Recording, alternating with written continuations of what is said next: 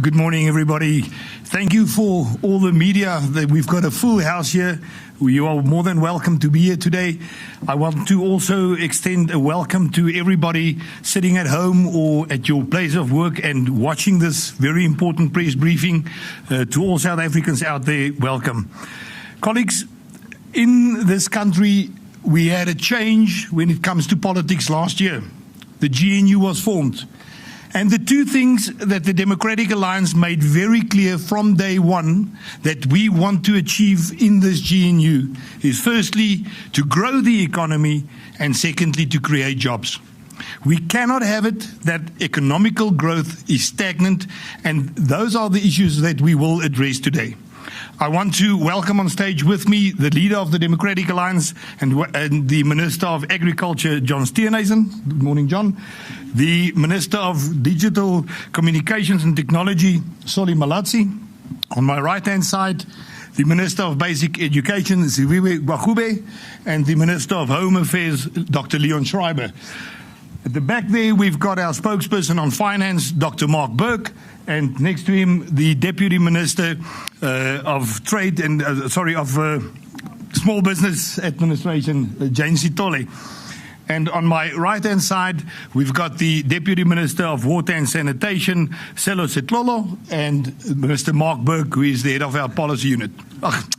Sorry, Mark Burke, Mr. Matt Cuthbert, sorry. We've got a lot of people here today, colleagues, and it has been a long weekend as well. The fact of the matter is that every person sitting behind me here is working very hard on a daily basis, not only in their portfolios, but as a collective, to get to a place where we can present these policies today and discuss the economical growth of this country with you. We need to work together within the GNU as partners within our different portfolios that we serve on, and the people behind me here is working on a daily basis to really work towards economical growth for this country. It is a huge privilege for me to now introduce the leader of the Democratic Alliance, John Steenhuisen, to address this briefing. Thank you very much. Thank you very much, Willie, and thank you very much to those in the media who've taken the time to be with us this morning, but also to all of those who are watching from home. It's great to be with you on this Monday morning to talk about probably the most important issue facing our country and facing the people of South Africa, and that is the state of our economy. We're gathered here today in the what should be the economic heart of our nation, the city of Johannesburg, a city that was once synonymous with growth, a city that was known as the city of gold, a place of opportunity, ambition, prosperity, and of course, innovation. But today, Johannesburg stands as a very symbol of the crossroads that South Africa as a country faces. Buildings are crumbling, the roads are decaying, our taps are running dry, and the people of Johannesburg and South Africa are suffering. As residents of the city, as many of you no doubt are, you all know exactly what I'm talking about. And why is this the case? It is the case because of years of economic mismanagement, corruption, outdated, outmoded policies that have enriched a small few and excluded the many.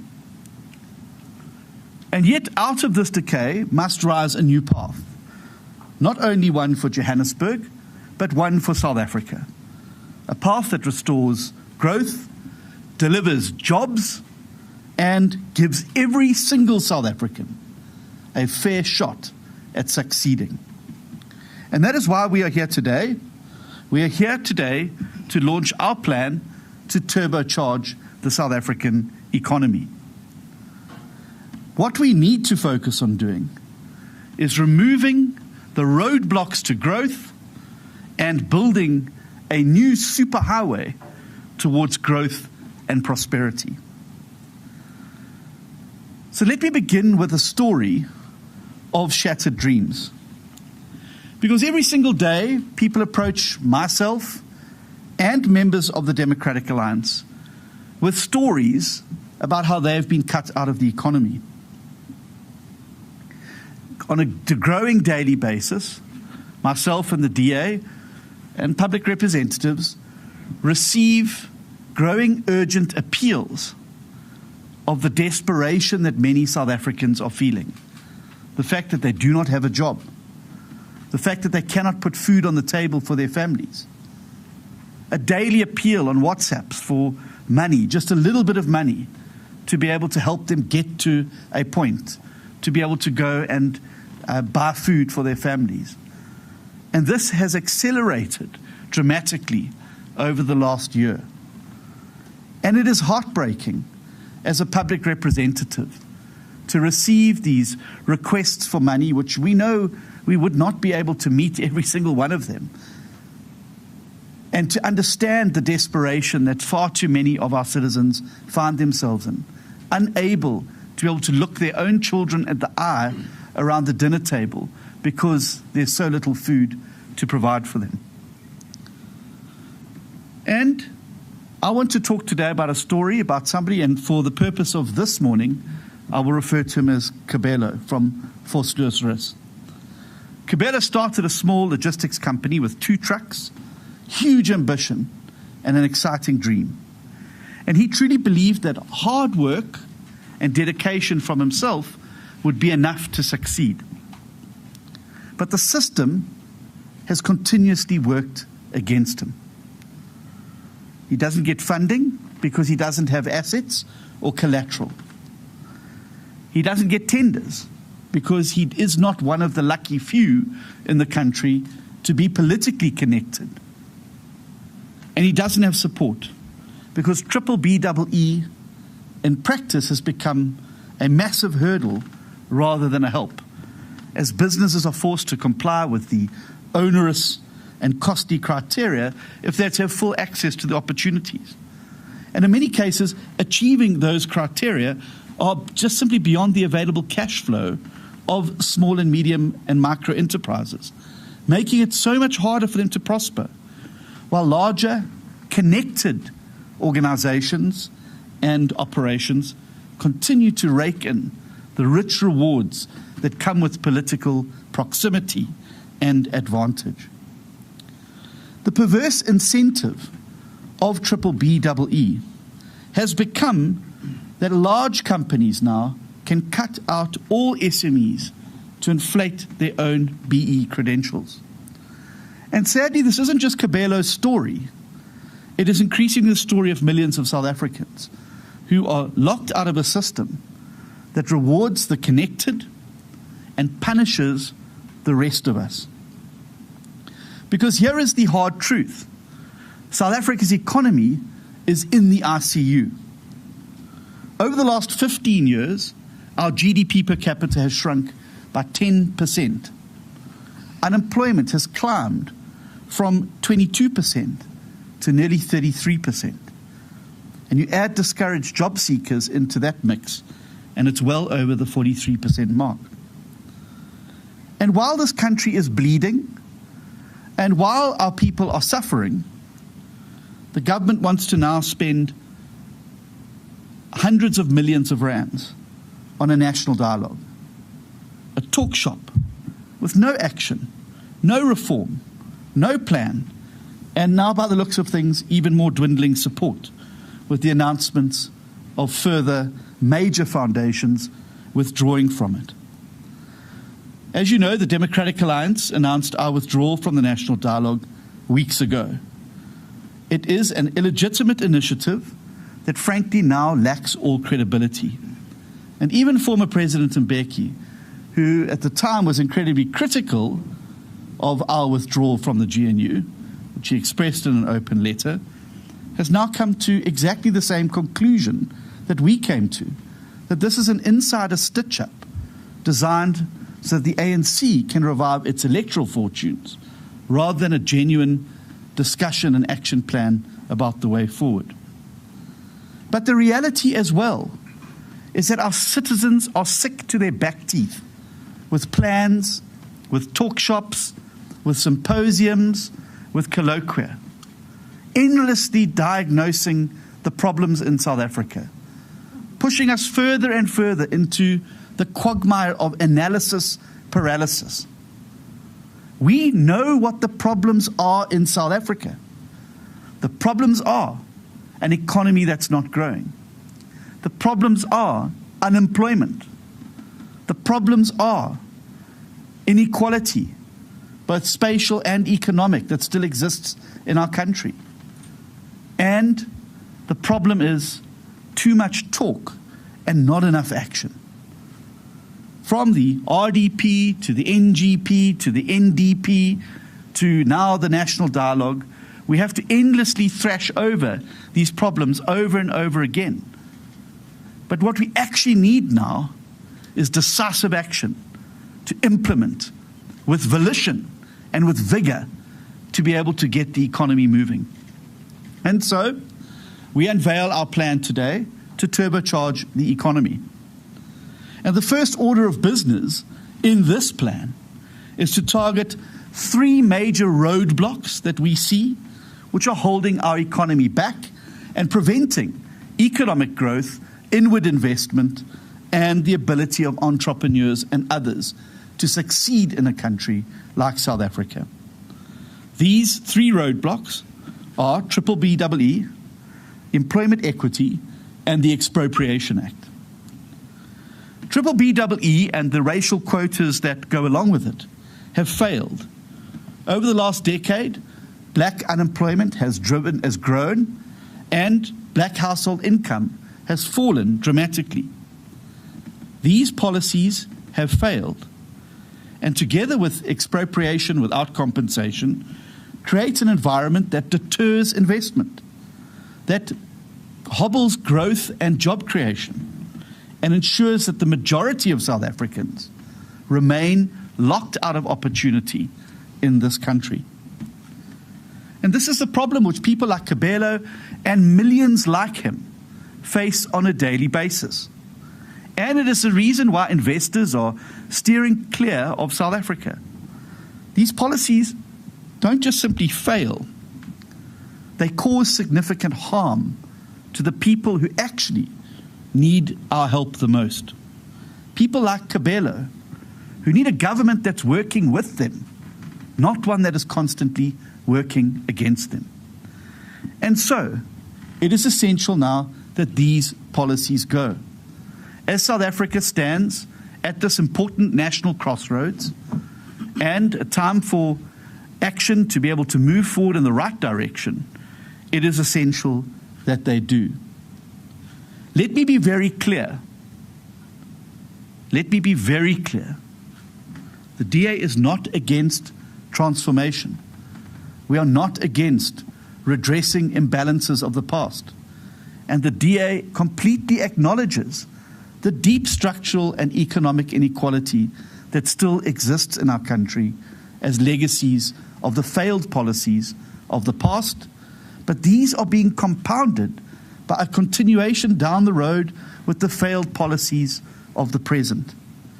And so, the only way that we can truly transform South Africa and ensure greater involvement in the economy through fair, clear alternatives that lift people out of poverty and get them onto the mobility ladder are contained in our document. We need to free up our economy so that those entrepreneurs are able to get on with the business of growing their business.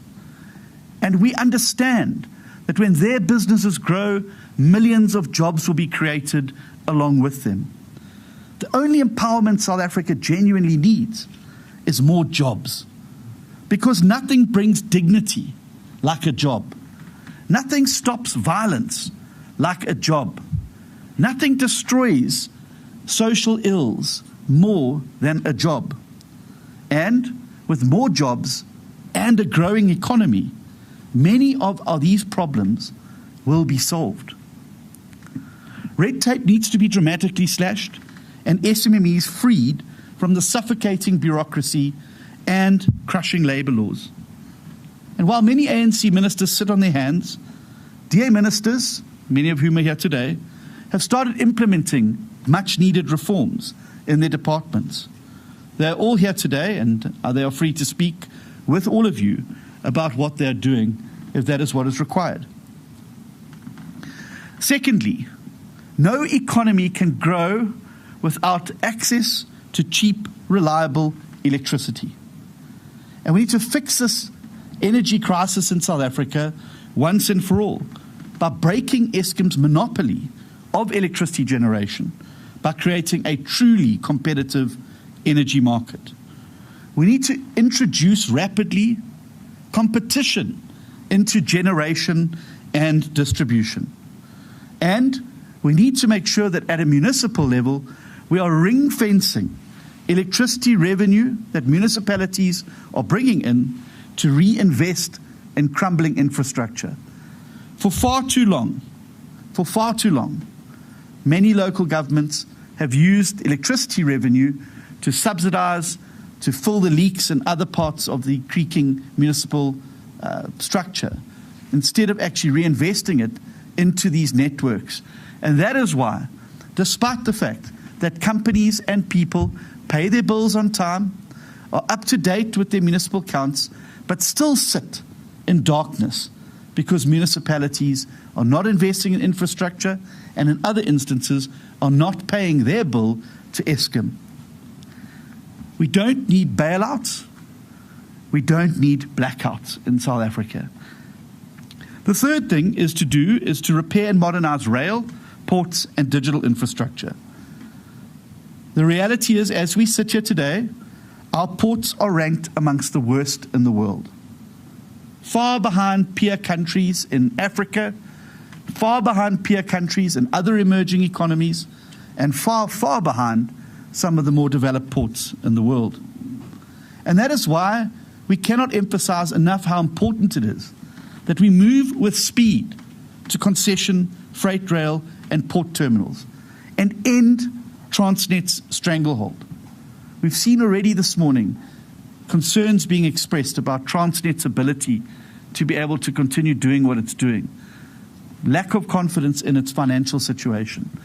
The reality is, and we've seen it very clearly during the course of the budget debates in Parliament, that government doesn't have the money required to inject as infrastructure into our ports and into our rail networks. The only way we're going to get them up and running, fit for purpose, and fueling a growing economy is through private-public partnerships, is through concessioning. And this is not something that hasn't been tried before. This is not uncharted territory that we would be moving into. Our peer countries on the continent have done it very successfully. And that is why our ports are being bypassed and ports in other neighboring countries are being favored by shipping lines. The fourth thing we need to do is to ensure that we reform public spending with a bias towards growth. Bailouts to state-owned entities have cost 310 billion rand, and enough is enough. Government now needs to stabilize debt, cut waste, and root out ghost employees. Public money must be used to build infrastructure, provide frontline services, but should never be used to bankroll incompetence and indifference by many of these SOEs. The fifth reform of the sixth is one that is close to, I'm sure, everybody's feelings, and that is fixing local government. Coalition chaos, corruption, and collapsed service delivery cannot continue. And we're championing a new law to stabilize local councils. This bill will set minimum thresholds for political parties to get a seat in council. Government needs to ensure that they protect and reinvest revenue from services directly into infrastructure while welcoming private sector participation in struggling municipalities. It was very interesting for me this year, having attended the NAMPO conference for my 8th year, to gauge exactly the issues that are on the minds of particularly people who are active in the agriculture sector. And for the last 7 years, crime has been the top of the list. This year, it was infrastructure, the state of roads, the lack of electricity, which affects cold storage rooms and cold storage packhouses, roads that are so visibly potholed and damaged that you cannot move goods and services on them without significant damage to vehicles. Dairy companies that will no longer travel those roads to go and fetch the milk being produced, often, in KwaZulu-Natal's case, by young black farmers, to be able to assist them. It was heartbreaking to be at an event recently where a group of young black female farmers have done a concession and are working together to pool their milk, only to have their dreams, the carpet of their dreams, pulled out from underneath them because the dairy company refuses to traverse the terrible roads to be able to go and collect the milk so that they can earn revenues from it. Where do they take their milk? What do they do? Another set of dreams from the very people who are standing up and saying, we want to play a role in the economy. We want to be entrepreneurs. We've been cut out before, but we are active in this economy. And yet the system continues to push them down even further. And finally, the sixth pillar is to restore the rule of law. It's now urgent that government creates a new anti-corruption commission, a Scorpions 2.0 to fight corruption. It is a shame, a national shame, that years on now, from a Zondo commission that cost South Africans almost R1 billion, that we're yet to see a single high-profile conviction of any of those architects, enablers, and actors in state capture. How can that be that national travesty has allowed to go on unpunished? How can it be that politicians whose names appear in that Zondo commission remain in key positions in government, in the civil service, and in some instances around the cabinet table? What does that say about accountability and transparency? What message does that send to all would-be perpetrators of corruption and new versions of state capture? That after a commission, you'll simply walk away scot-free.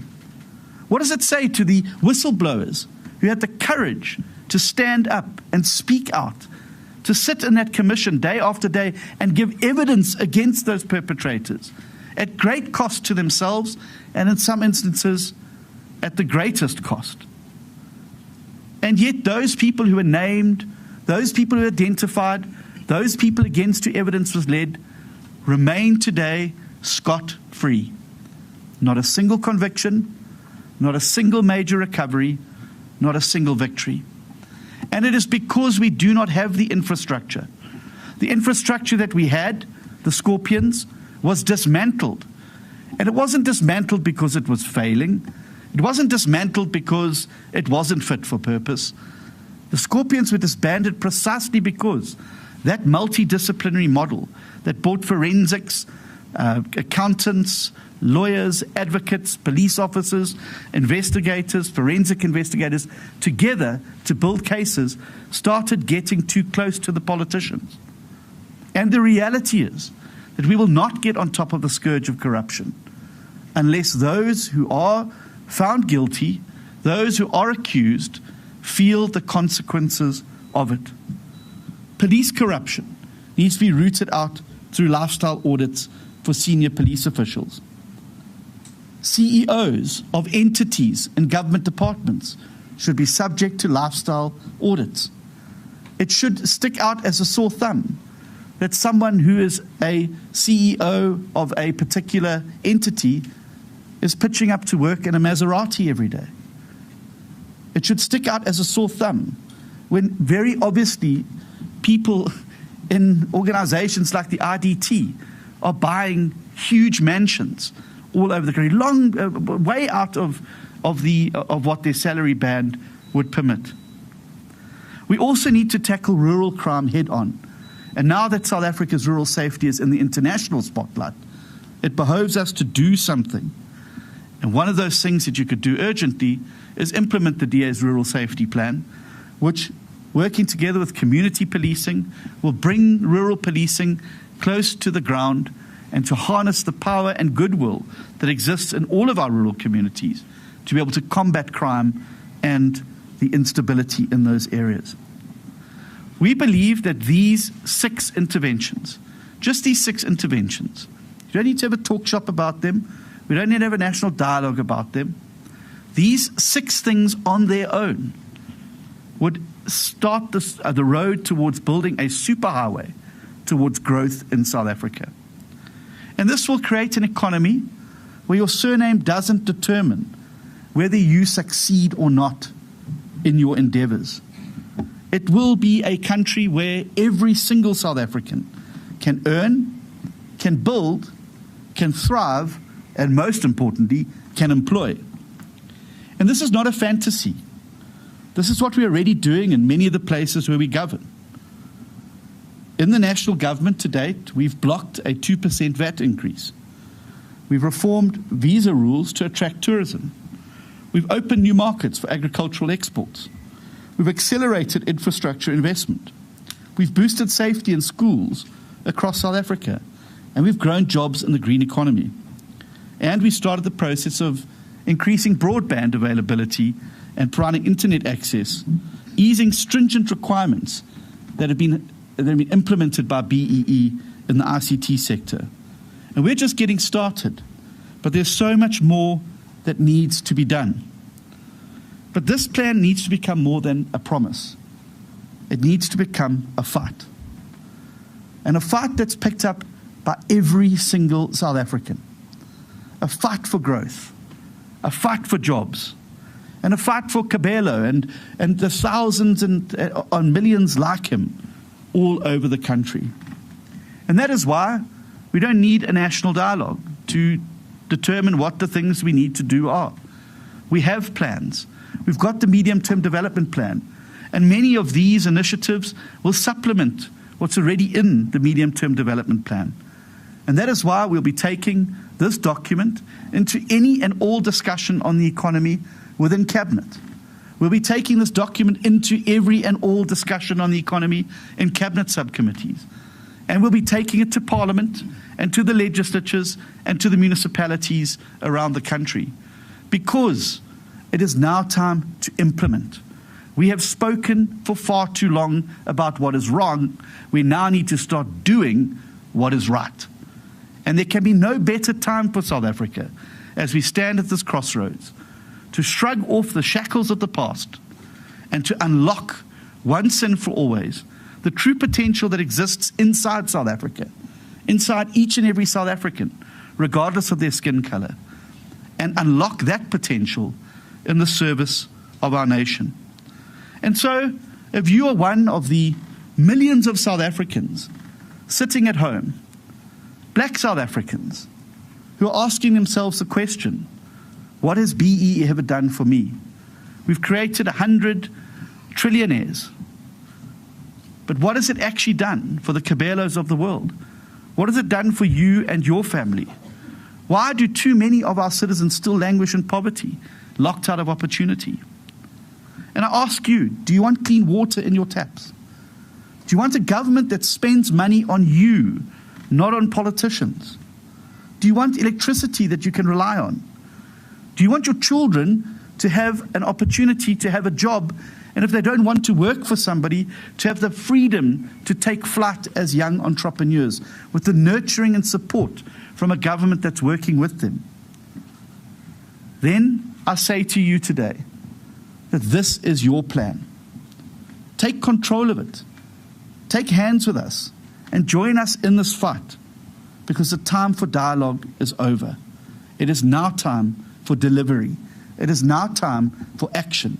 And it is now time for the majority of South Africans to really start to taste the fruits of freedom in South Africa. A freedom that can only come through the dignity of a job, in a growing economy, in communities where you feel safe, in communities where you have access to services, and in a country with a government that gets up every day working for you, not against you. That is our dream. for each and every South African, wherever you may be, no matter how hopeless you may feel. There is a plan now that can build a ladder of opportunity for you and your family. We need you now to join us as we take this fight to the highest levels of government, to the municipalities, to the legislatures, and to those decision-making fora, and share this plan and get to work delivering it. The time for talk is over. It's now time for delivery. It is now time for action. Thank you very much. Thank you very much, John. When listening to you, it's clear to me that the implementation of what you've just said is what we need in this country to truly transform. Not only transformation for the politically connected few, but for millions of South Africans out there. Millions of South Africans who has not experienced what transformation is. And it is our responsibility. Colleagues from the media, we will now have a question session. I'm going to take 3 questions at a time. When you are recognized, please give your name, the news agency that you represent, as well as to whom you are addressing your question. I will also, throughout the procedure, bring in some of our deputy ministers and ministers as well to assist in answering those questions. Can I have the hands? 1, 2, 3. Let's take the 3 in that row, starting here in front. Thank you very much. Just wait for the roving mic before you speak. Thanks. Samkele Masego from the SABC. Mr. Steenhuisen, just 2 questions from our side. One, the expansion of the GNU as announced by your partner in the Government of National Unity, the African National Congress. What's your view on that particular posture of the NEC taking that view to expand the Government of National Unity?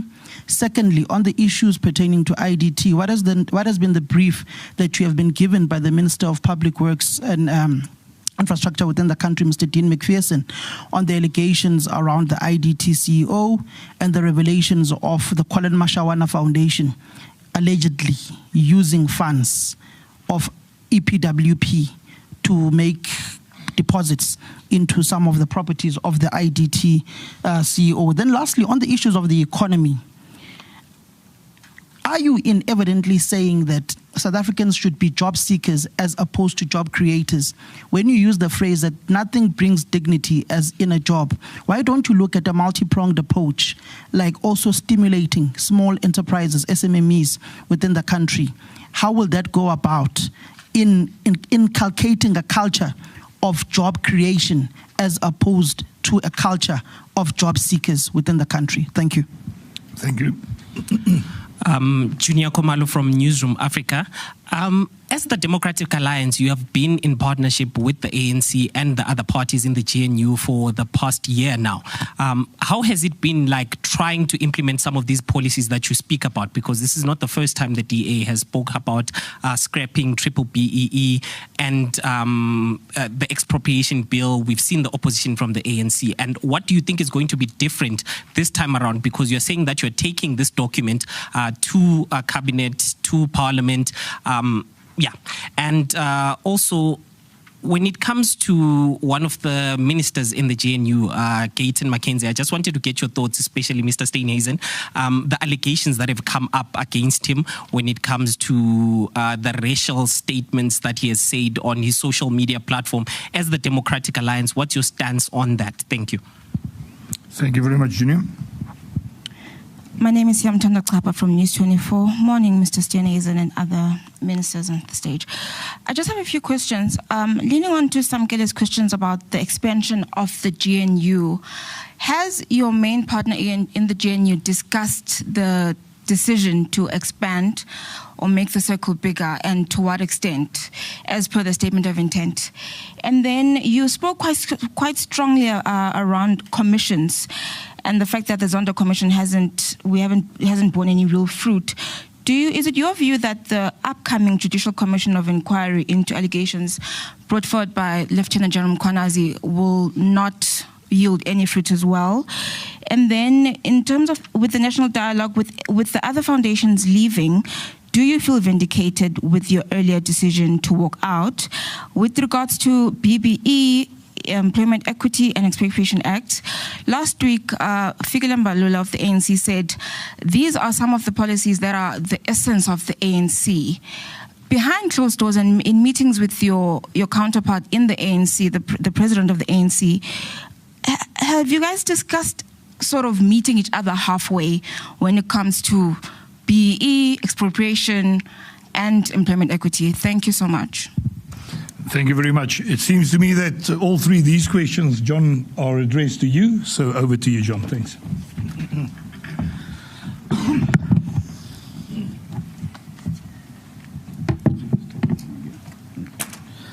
Thank you very, very much. In terms of the first question, the expansion of the GNU, and that's also been raised by the last speaker, let me be very clear. We entered into something called the Statement of Intent. It was signed by all parties.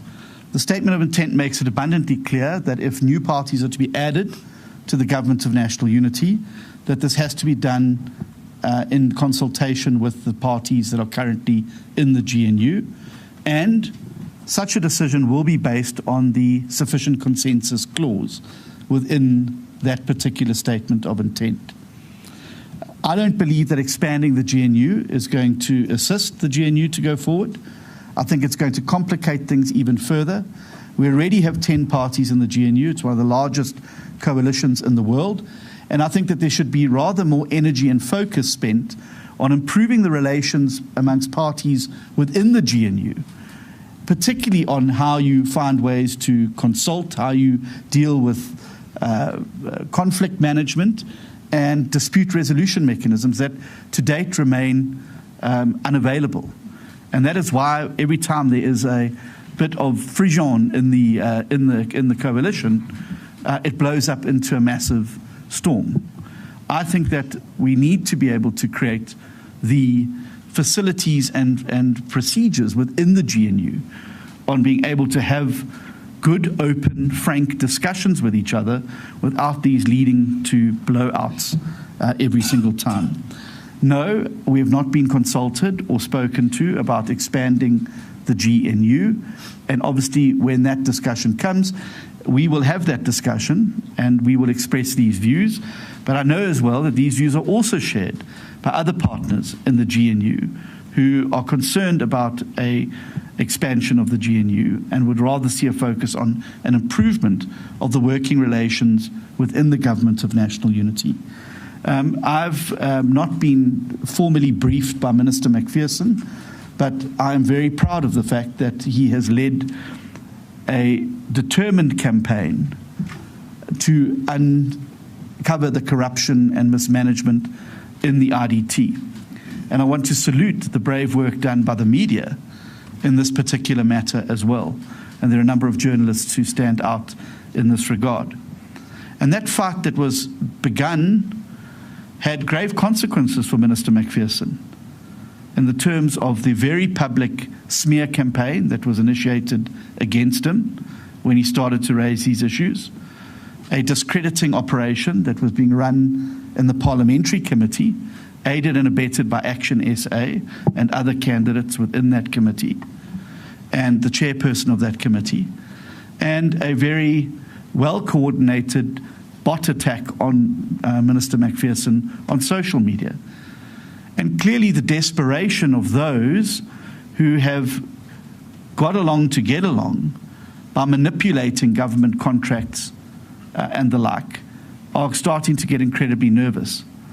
I think the broader question that we want to get to the bottom of is how far does this train track run and whose station is at the end of it?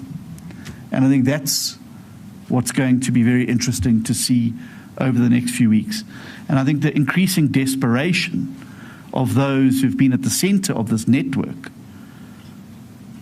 is starting to be seen in what was done with Peter Louis Marburg just under a fortnight ago.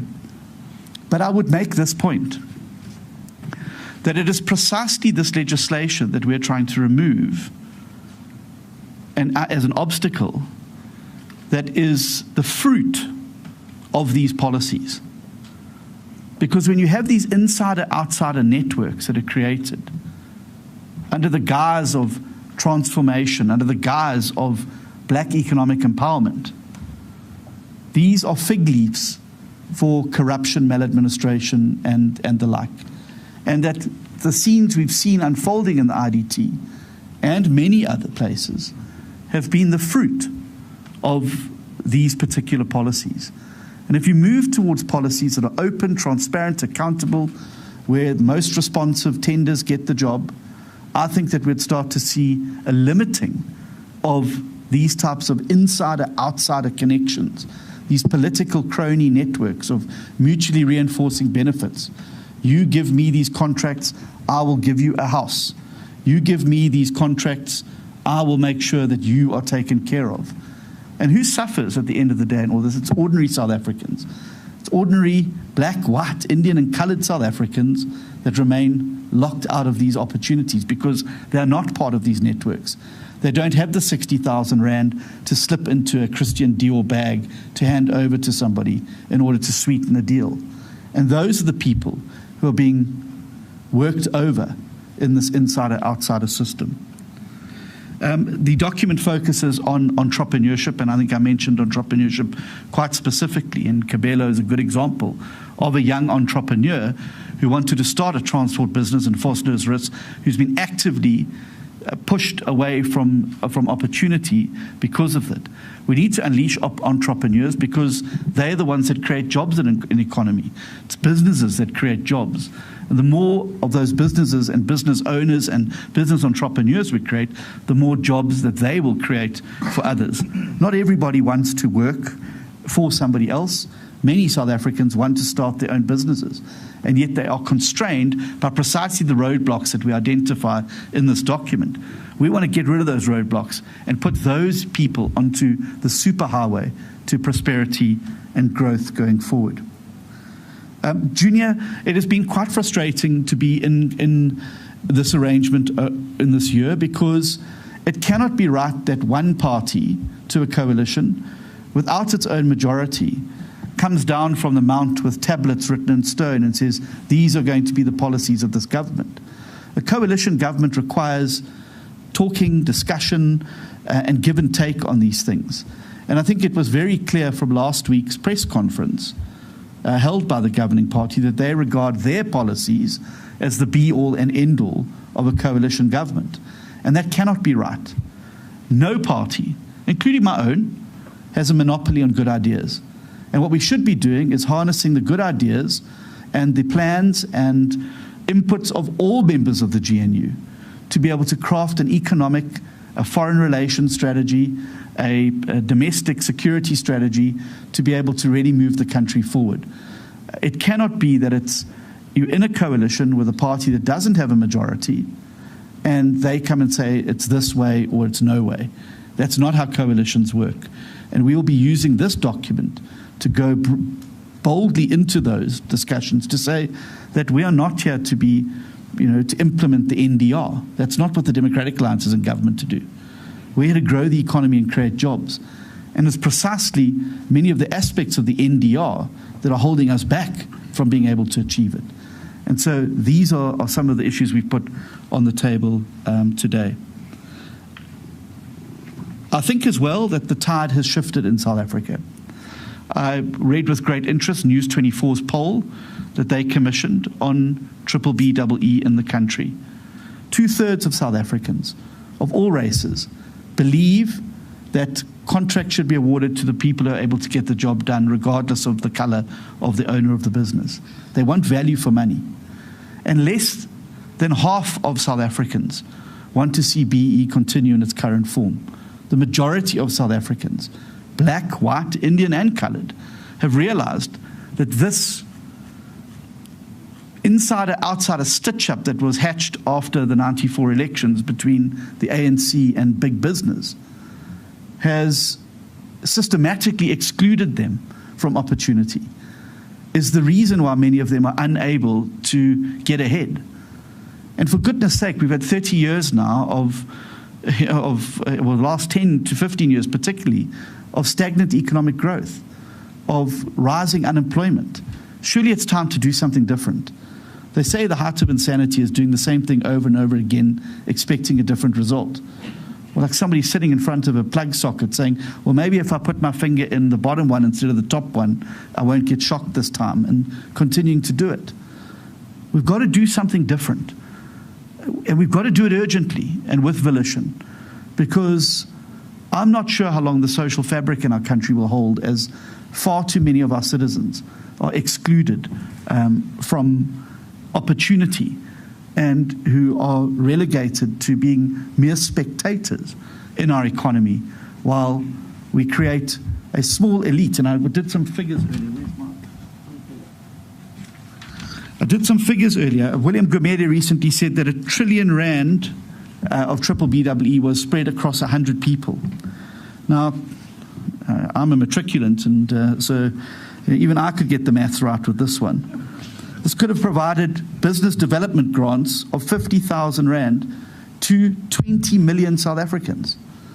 Imagine a 50,000 rand startup seed capital to a small entrepreneur to be able to get moving. Instead, we've created 100 exceptionally wealthy individuals who, surprise, surprise, happen to be connected to the political elite in South Africa. I've answered the question already around the GNU expansion. I would say this about commissions. Commissions are only as good as their outcomes, and that is the reality. And sadly, our track record on this is very poor. The Sariti Commission of Inquiry, no one was held accountable. We've seen now the State Capture Commission inquiry. Nobody's been held accountable. No senior politician is sitting behind bars. No massive civil recovery has happened on any significantly connected individual. It's as if it's just going to fade into the distance. And so I hope that the current Commission of Inquiry into police management will resolve in something. But the reality is, and it's the kind of same point I'm making about the national dialogue, is that it's no use having these recommendations if we don't get on and implement them. There's a clothing company, there's a famous slogan that says, just do it. And I think we need to do that in South Africa. Let's stop talking about it. Let's take the Zondo Commission and let's put some crack people onto absolutely getting and securing convictions. Let's get the rope and the best advocates we can find. Let's get the best prosecutors we can find. Let's get the best forensic, and the evidence is there. The spade work's been done. The Hawk should have been sitting at the Zondo Commission writing out the dockets while the evidence was being led. And yet we're still stuck, inertia, talking about corruption, talking a good game about eliminating corruption, but what have we actually done to secure convictions? What have we actually done to make sure that somebody sits behind bars? And what have we made sure to, the very least we could have done was to ensure that these individuals mentioned don't make it onto the lists of our political parties, that don't sit in key areas where they've been found wanting, and who don't then just carry on as if nothing ever happened, and that those 9 wasted years that robbed opportunity and wealth from the people of South Africa are simply forgotten. That cannot be right. I think I've answered the question about triple BEE. We cannot just accept that there are tablets that come down from high and that is what we must implement. And we're precisely seeking to change the law so that we can remove these roadblocks, so that we can do something different. And there's an emphasis on the do something different to what has been spoken about in the past. If we want to genuinely see transformation, if we genuinely want to see more black South Africans participating in the economy, then we've got to get serious about the pathways to be able to ensure that. And the current pathway is not working. It has made a few people exceptionally wealthy, but the majority of our citizens remain trapped in poverty, in unemployment, without even the seed capital to be able to get what they need to be able to just start on that ladder and that journey. And that is where government needs to be more purposeful about that. We're also, these things are a deterrent to investment in our country. We've seen what international partners are saying to us about some of these practices and some of these policies and what that means for the potential of further investment in our economy. And so we've got to get serious about this. It's got to go beyond just the ideologies. It's got to go beyond just the talk shops. It's got to actually result in actionable, implementable, digestible, easy wins. And we've put 6 easy wins on the table that we believe are going to fundamentally change South Africa's economic trajectory for the good. And we're asking South Africans to join us in this fight, to be able to fight not just for this, but for the very future, economic future of our country. Thank you. Thank you very much, John. Let's take... Sorry, I didn't answer the Gator question. Sorry. Thank you. I didn't answer the Gates and McKenzie question. Sorry. And I don't want to be accused of ducking out of it. So let me just say I don't think that that language has any place in South Africa. Just as singing Kill the Boer has no place in South Africa, I don't believe that those epithets or words belong in South Africa.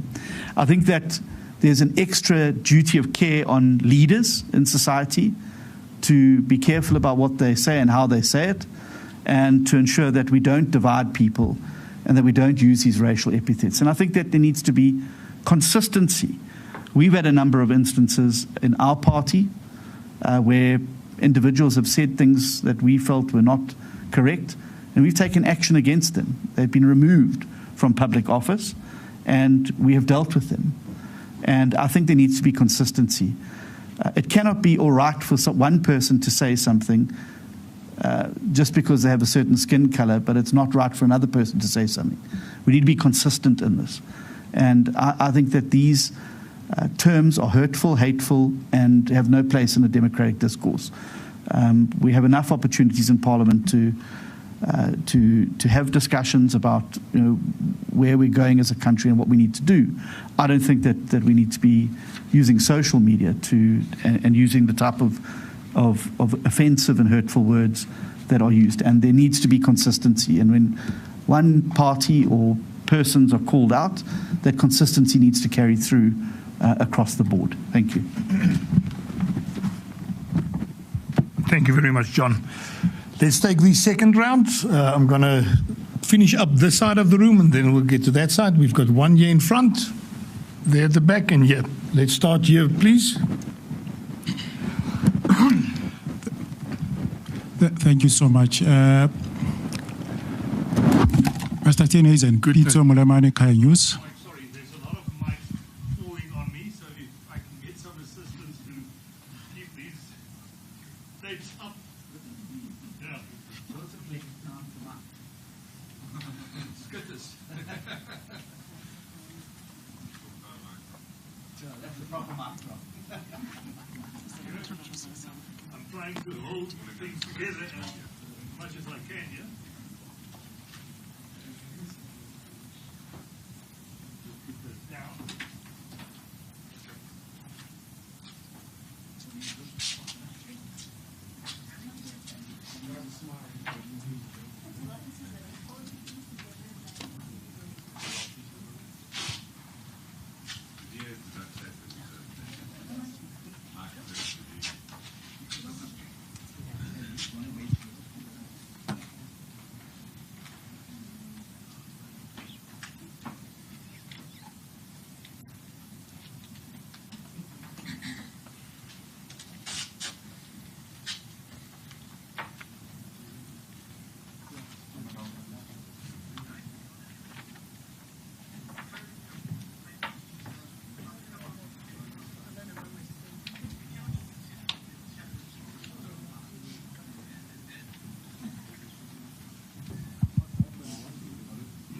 They call this the weight of oversight.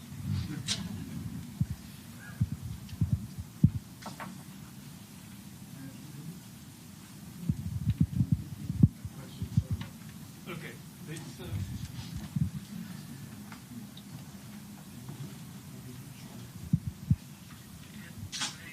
I think they're almost done. How does the pressure feel there, not only from outside but from the mics? Are we done? All right. Thank you very much for that, colleagues. Things like that happen. Sorry, just your name again and the media house that you represent. Thank you so much. Hi, John and the team there. My name is Pitso Molemane from Kaya News. John, I hear you trying to fight the laws to make things easier to create jobs. This is nothing new. I don't see you are different from the ANC has been saying this for so many years. As an opposition, are there no actions that you can do while you're waiting to be in government without saying that we are not in government yet? For example, when all political parties prepare themselves for votes, they get funded. Can't you, as an opposition party, also get investors to invest in the plans of supporting small businesses, with the example of the 50,000 rand that you've just mentioned there, without waiting? Because, sweeping the reforms, regulatory reforms, it's going to take long, to be honest. People are hungry now. People want jobs tomorrow. They can't wait for any political party to fight. Keep on fighting, keep on fighting. Are there no other measures that can be introduced that the DA can come with in the interim? Thank you. Thank you very much. Here are the other two. They're at the back and then in the front. Hi, thank you. John Eligo at the New York Times. From Mr. Steenhuisen, some of the reforms that you all that you all are thinking about regarding the transformation stuff, how do you think that may affect the trade negotiations with the U.S. if you all do implement some of these reforms, and just the bilateral relationship more broadly with the U.S.? And can you give us an update? Because I understand you're obviously part of the negotiating group in your government role. Can you give us sort of your take on where you see the negotiations are at, and how quickly, if at all, you see South Africa coming to a deal? And just the last thing, I was just looking quickly through the handout that you all gave. I didn't see much in there about exactly what you all had in mind for the Expropriation Act. So beyond obviously challenging it in court, can you all share anything more about the Expropriation Act and how you plan to look at that? Thank you. Thank you very much. In front here. Hajra Margie from Business Day. Mr. and Minister Steenhuisen, it's been a week now since the ANC decided to try and include other members in the GNU. Have you received no official notification from the Thuli House, from the SG of the ANC, or the president of the ANC? And then that makes me wonder, for the 100th time in the last year, how often does the GNU meet? Do you meet monthly? Do you meet weekly? Is there engagement in the GNU? Secondly, on DTIC, why has the DA not nominated, or have you nominated, a candidate for the Deputy Minister of Trade and Industry and Competition? And then thirdly, I understand the DA's challenge to be a few politically elite benefit. In Johannesburg, pens get bought for 57 Rand that cost 7.50 Rand. I still don't understand the DA's challenge to employment equity, because the majority of black professionals in this room, even those on stage, in the legal fraternity, in the medical fraternity, would not be where we are today without employment equity, without being given preferential treatment to get into that first job to work hard. So perhaps if you could help me understand the challenge to EE, especially since the education minister sitting here would know that in Joburg, at least, the majority of private schools are still whites are still the majority.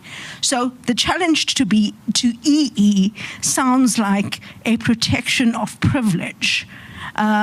So you can't then say you are not opposed to economic redress. Thank you very much. John? Okay. Matt, you can deal with that one first. And then... Sure.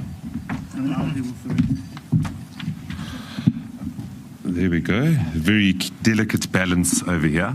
So thanks very much for the question, Haja. And I would contend the assertion which you just made about the fact that a number of the colleagues in this room are only here by virtue of the fact that strict racial quotas have been implemented. I would like to believe certainly my colleagues in the DA are here on their own backs and by virtue of their skills, talents, education, and their taking of opportunities that were presented to them. And if we look at the perverse outcomes, particularly in the most recently challenged employment equity regulations, we were allowed to, I think, as business owners in the Northern Cape, employ one white person when it was not demographically representative of the entire province. That shows you when social engineering goes too far and ultimately undermines the hiring of further employees, investment, and ultimately job creation. And our opposition remains to this, and this does not make us anti-redress or anti-transformation. We just don't believe that you need to legislate social engineering when we believe that you need to provide people with opportunities to be able to climb up the social mobility ladder. Thank you. Thanks. Just adding to that, I mean, you by way of practical example, is that when you revert to crass quotas, rather than a basket of things that you look at, you end up with bizarre situations. I was called desperately by a chocolate manufacturer here in Gauteng province who had been given notification by the Labour Department that he had too many black female employees and that he was to remove a number of his black female employees in order to employ white males and Indian men. And that is what happens when you revert to these quotas. And luckily, we were able to help him stand his ground. But he indicated very clearly there's no ways he's going to let go of black female employees, many of whom are breadwinners in their families, who've worked loyally with him for many, many years, to remove them from jobs so that he can hire white men and Indian men, because that was identified as his quota shortage. And so it's these types of perversions that we need to deal with. I think if one looks at the broader document that the Democratic Alliance released last year, ahead of the elections, it sets out very clearly what our approach is to redress and particularly employment empowerment, to ensure that people get a fair shot at being able to be employed, and that we deal with the huge, and the document starts off by a complete acceptance of the fact that we live in a country that is still deeply, deeply divided, with deep inequalities, spatially, economically, racially, gender, and that we need to have interventions to deal with that. But resorting to just crass quotas ends up with bizarre situations that end up disincentivizing people from employing other South Africans into their businesses. We're not in opposition, we're in government. And we're in government at a national level, and we're going to use our position as the second largest party in the coalition to drive for some of these reforms to be made. Where we are in government, many of these reforms are already well introduced. And that is why, for instance, in the Western Cape, unemployment is the lowest. We're doing a lot of these red tape removals. There's a unit in the provincial government called Red Tape to Red Carpet that looks at businesses being able to identify the red tape that's holding it back and getting it out of the way. In the city, the Mayor Hill Lewis has introduced a red button system where if any municipal employee or anyone engaging with the municipality is able to identify a piece of a bylaw or a practice that is red tape and holding back business from being able to succeed, that they're able to flag it immediately and that they can take action on those things. We're implementing learnerships. We're implementing small business involvement. Westgrow is actively involved in ensuring more smaller businesses are able to partner into value chains. And even in the ministries where we are currently in government, We are piloting many of these projects. I recently was involved in a project in northern KwaZulu-Natal that's incorporating small-scale chili producers and herb producers in rural KZN with companies like Unilever through public-private partnerships and investment by companies like Unilever in those local communities to ensure that they have the equipment, the dryers that they need to be able to then provide products into the value chain. And we will continue to do those wherever we are in government, and we will use our position in government now to make sure that these provisions, these 6 provisions, are championed in these governments of which we are a part. I think that the Expropriation Act has been flagged by a number of our international trading partners as an item of concern. I know it certainly came up in the SA USA engagements, it's come up in SA EU engagements, and it's come up with a number of other partners who've recognized some problems with it. I think that getting the legal clarity now is going to be important, and I'm confident that we will be able to succeed in that case, and that the bill itself should be sent back to Parliament. The 7th Parliament is a different Parliament to the 6th Parliament. The ANC no longer have a majority to just simply steamroller legislation through Parliament. And I believe that we can fix what is wrong with the expropriation bill and make sure that we have an expropriation bill that is in line with the Constitution of the Republic of South Africa. Every country around the world needs an expropriation bill. The problem with this bill is the uncertainty that is created, the lack of procedure, and the whole issue about zero compensation. And I think once we have that legal clarity from the case that we have instituted, that bill can then come back to Parliament, and we can use our position in Parliament to be able to ensure that we have an expropriation bill that gives true effect to Section 25 of the Constitution. I will be doing a press conference tomorrow in Pretoria with Minister Tau and Minister Lamola, where we will set out exactly where we are at with the tariff issues. I don't want to conflate party and state at this press conference, and I'll be available to answer any and all questions as it relates to tariffs, to the state of the negotiations with the United States of America, and the mitigation measures that Minister Tau is spearheading from DTRC to ensure that we can shield South Africa from some of the worst effects of some of these tariff issues. And I will look forward to engaging you all there in Pretoria tomorrow. Don't miss it. You are now formally invited.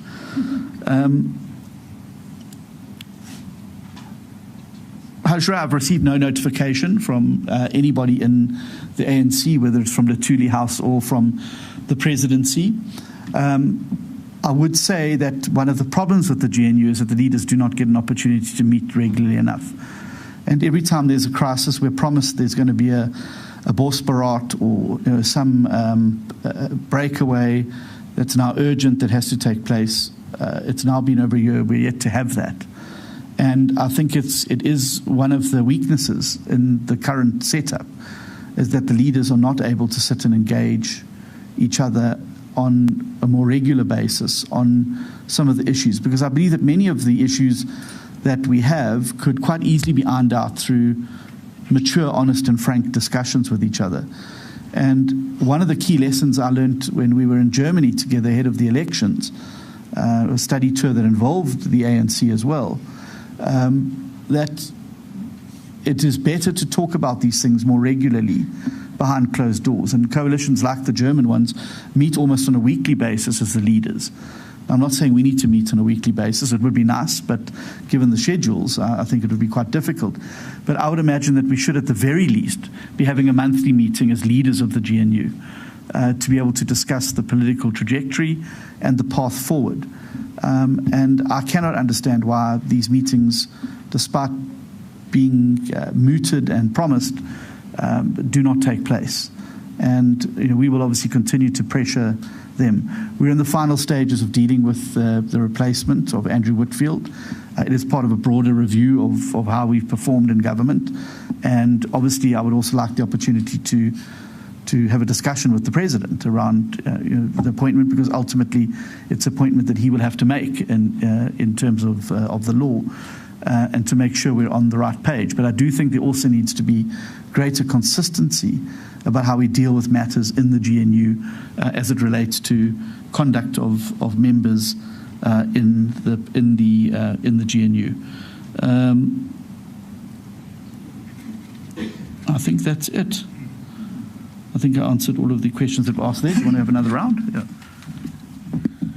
Yeah, thanks, John. That covered everything. Colleagues, I'm going to take a last round. Any further questions from the floor here? Good. 1 there, 2, 3. We'll give you another bite at the cherry, Samkela. Thank you. At the back. Siamtana Tlapa again from News 24. Just one follow-up question, Mr. Steenhuisen.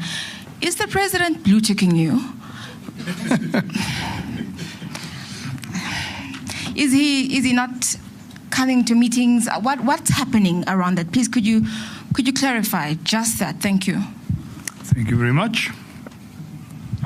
Samkele Masego from the SABC. Mine is, I might be conflating party and state here, but my colleague, Notando Makutulela, just asked me to ask you that what is the update on the foot and mouth disease? Is it still 270 sites that are affected? That is in your capacity there at Union Buildings in Pretoria. Thank you. Good morning. My name is good afternoon. My name is Alpha Ramushwan. I'm a journalist at Eyewitness News. It's just a clarity-seeking question. In handling the matter of Gates and McKenzie, you've called for clarity, or consistency rather. Are you, in simpler terms, calling for the president to actually fire the Patriotic Alliance leader? Thank you. Thank you very much. That was so short. I'm going to allow another 2 more questions for this round. That is the last round. Any other questions? Okay, thank you very much. John? Thanks. I don't know if I'm being blue-ticked, to be honest with you, but I do think that responsible coalition management requires the largest party in the coalition to be ensuring that these mechanisms are in place. And it remains a source of concern for me that a year in, we still have no dispute resolution mechanism within the Government of National Unity. And this, the problem with this manifests itself, as you've seen, in the sort of flare-ups that happen during the course of natural political debate. And I think it is completely fanciful to suggest that a coalition with 10 parties in it is going to agree on everything all of the time. And we need to find a way to have more managed explosions of differences within the government. I think there's huge potential. I think the GNU was the right course of action to take. I think the GNU offers the best road forward for South Africa to succeed, and that is why we're part of it. I think it holds huge promise for real change in South Africa that will finally see things moving forward again after the decade of stagnant water and poor service delivery. And I think the GNU holds in its hand the opportunity to rewrite the South African story and to get us back to where we belong amongst the nations of the world in terms of trade, in terms of economy, back into a leadership position in Africa, and back leading the globe in terms of some of the areas where we've traditionally done well but have staggered in the past. But that is going to require a maturity and a frankness and an openness amongst the parties in the GNU to have constructive discussions. And one of the reasons I also indicated that we wouldn't be participating in the national monologue is the whole issue around, we can't talk to each other in the GNU. How are we going to talk to each other as a country? And that was one of our main concerns. And so I would again repeat the call that certainly the leaders should be meeting more regularly, that there should be more engagements between the parties in the GNU as political parties outside of government. And that would, it would, I think, lead to a lot more stability. I think it would lead a lot more consensus. And I think it would lead to a lot more constructiveness going forward. And we're committed to those meetings. We also are committed to the give and take that is required in a coalition. I'm fully accepting of the fact that my party doesn't have 51%. We have 22% in the coalition. And we need to understand we're not going to get everything we want. But equally so, the ANC shouldn't be able to get everything it wants. And that there does need to be required to be some give and take. And we should all get some of what we want. And that should be reflected in the coalition policies on international relations, on the economy, on the jobs agenda in South Africa, and on the structuring of government. And I think that would be very, very important. On Gayton, we've lodged a complaint with the Human Rights Commission. That complaint has been lodged.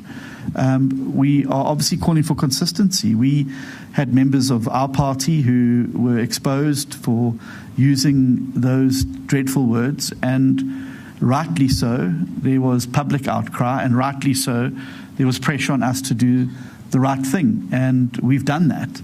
And I certainly hope that the pressure and consistency will be followed through there. I don't think it's up to the president to decide. It's not my job to tell him who to put or not to put in his cabinet that is not occupying a slot that belongs to the DA. But I would say that there does need to be consistency with how we handle these things in South Africa. You shouldn't be able to get away with saying something because you happen to be a minister, but an ordinary MP or somebody else says the same thing and is dealt with accordingly.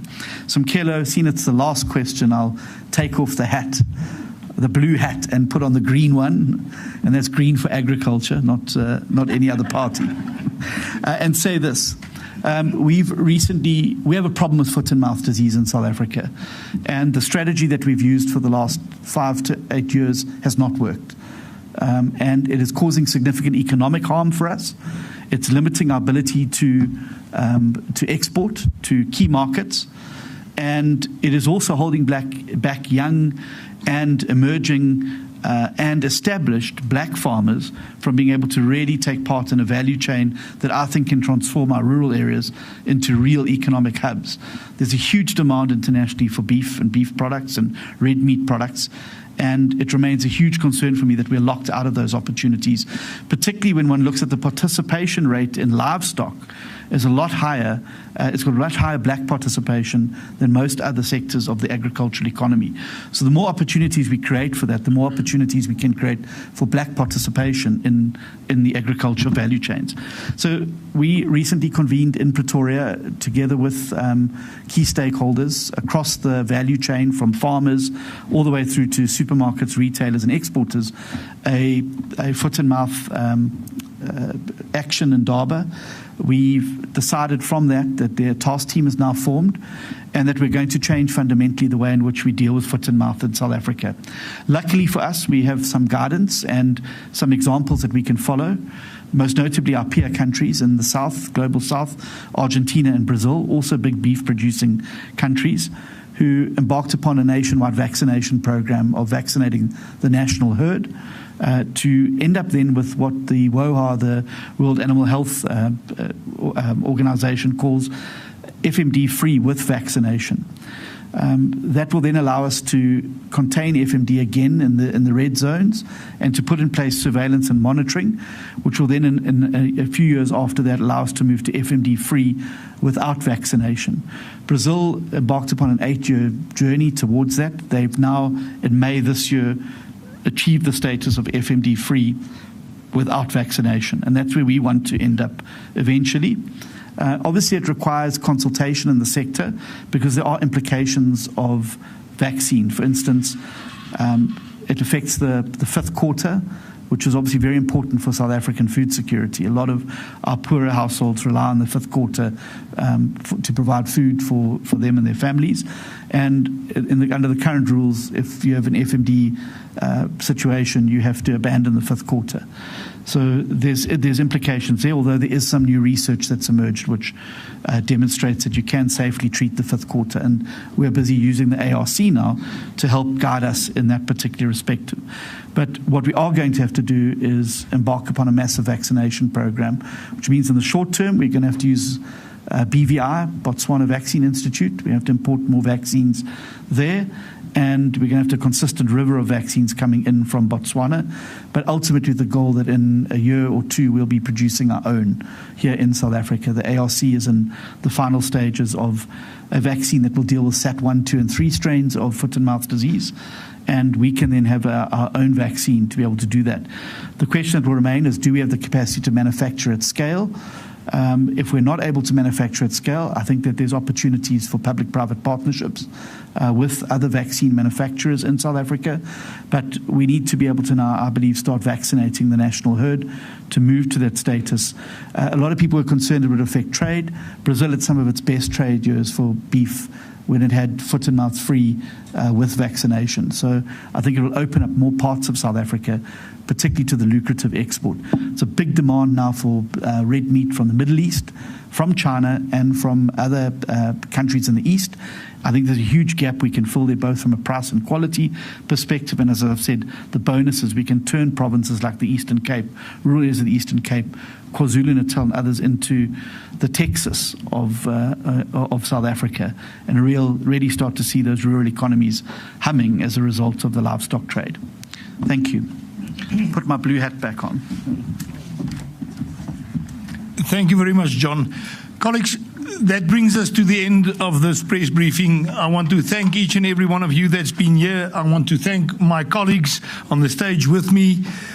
And I also want to thank every DA, public representative and activist out there that is on a daily basis working very hard to rescue South Africa. We made that promise when we entered this government of national unity, and what we are doing here today is showing how we are fulfilling that promise. We will not let this fight go. We will not stop until South Africans are growing in the economy and jobs are created so that every person in this country, irrespective of your background, has got a future that we can enjoy together. Thank you very much for being here. Thank you to everybody at home that watched this press briefing. We will walk this road with you to economical recovery. Thank you very much.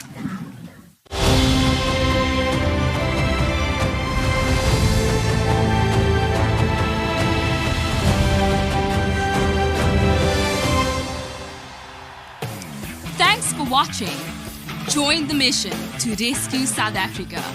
Like and follow us on Facebook, TikTok, Instagram, and X. Subscribe to our YouTube channel and hit that notification bell. Join the DA, because the DA gets things done.